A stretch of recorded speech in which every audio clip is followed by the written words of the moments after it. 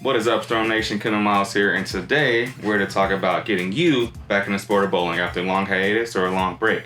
And when you're doing that, the first step you want to look at is going to be your equipment and overall fit of your equipment, and also the care and maintenance of your equipment as well. So the first thing we're going to dive into is looking at that thumb slug, or if you don't use a slug, looking at the ball itself. You want to take out that old tape. That old tape has your oils in it, and just you want to get that out of the bowling ball. So what you're going to do is first you're going to take it and just put a fresh piece of tape in there. Allow yourself to kind of start from scratch, and the ball can fit your hand nice and secure. And for you bowlers out there that do use interchangeable thumbs of any kind, you can also get a new thumb drilled. If you feel like your thumb is swelled or it has inevitably shrunk, you can also get a new switch grip or IT system made with a new size for you. So keep that in mind as well when you're looking for that fit. Alright, so the next step is going to be diving into the size of your finger grip. So inevitably, if you take a long break off, your fingers are going to most likely shrink.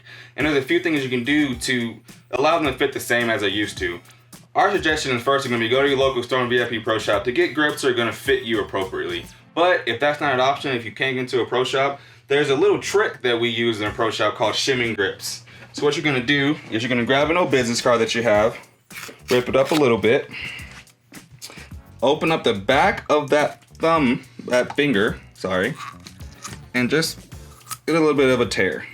And that allows you to shimmy grips and give them a fit appropriately if you can't get into a pro shop. Keep in mind that throughout this process, your calluses and a lot of things you have built up over time have gone away. So remember, if you need a little bit of protective tape on that thumb or on those fingers, keep that in mind and you can try that as well. Alright, so for the final part of that checklist is going to be cover stock maintenance. So once again, bowling balls might have been sitting, for a long period of time, and you want to make sure you clean up that cover stock. So if it's a bowling ball like an Axiom here, that's going to be more of a surface, more of a matte finish.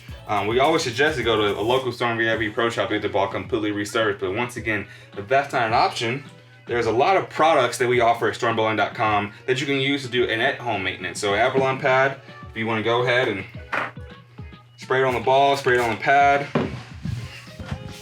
clean it up yourself. And now the care of that cover stock has been finished, and now you're ready to go bowl. So now you check your bowling ball, you check the grip, you check the size of the thumb, make sure it fits properly. Once that all is complete, we can dive in and now getting back to the lanes and slowly diving in a drill. So let's get into that. So today I have 4 drills for you that will help you reinforce good technique and have your body in proper position to get you to throw full shots once again. So first we're gonna do is get in your finish position. What this enforces is, for one, gonna be good balance and also a nice solid release. So once you get in that finish position, it's gonna be Tony chin, all stacked one over each other. That left thumb facing down.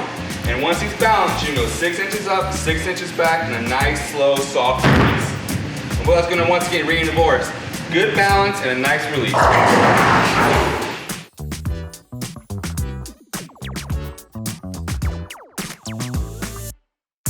The swing and slide drill.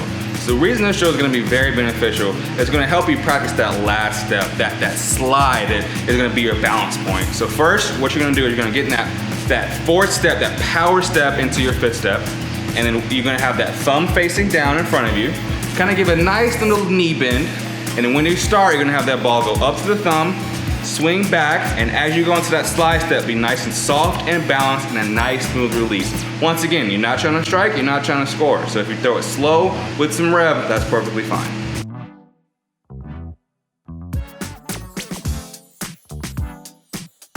So the third drill is going to be the 3-step drill. Now this drill is going to be good for 2 uses. One, it kind of breaks down your full step approach into 3 simple steps to focus on a few key points. And second is going to be, sometimes lanes start to break down quite a bit. You need a 3-step in front of the ball return. This allows you to do that as well. So it's going to kind of give you a dual purpose drill. So let's get right into it. First, once that ball gets past your leg is when you're going to start your approach. And keep in mind, once again, long, short slide. You want to create that power and create that same ball speed that you get in your full approach. The key to remember here is going to be long, short, and then slide. That's how you're going to recreate that power that you get in your full step approach.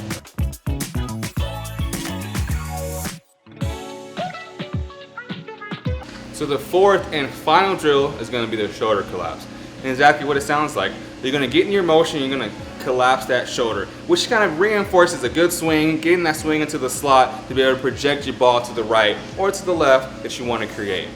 So the first step you're gonna take is actually not even gonna set up at the line. You're gonna just pick the ball up off the rack.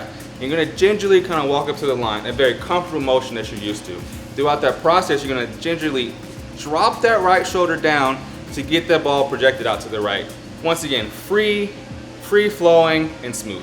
All right, Bolo, this is 4 great drills to reinforce really good techniques and really good habits that really can get you back into the sport. And keep in mind, as you're doing this, don't focus on score, don't focus on trying to create more reps with more speed. You just want to focus on good technique, slowly getting yourself back into the sport. You don't want to fatigue yourself, you don't want to overdo it, but you want to make sure that you can have good technique to really enjoy the sport again. And remember guys, throughout this process, have fun.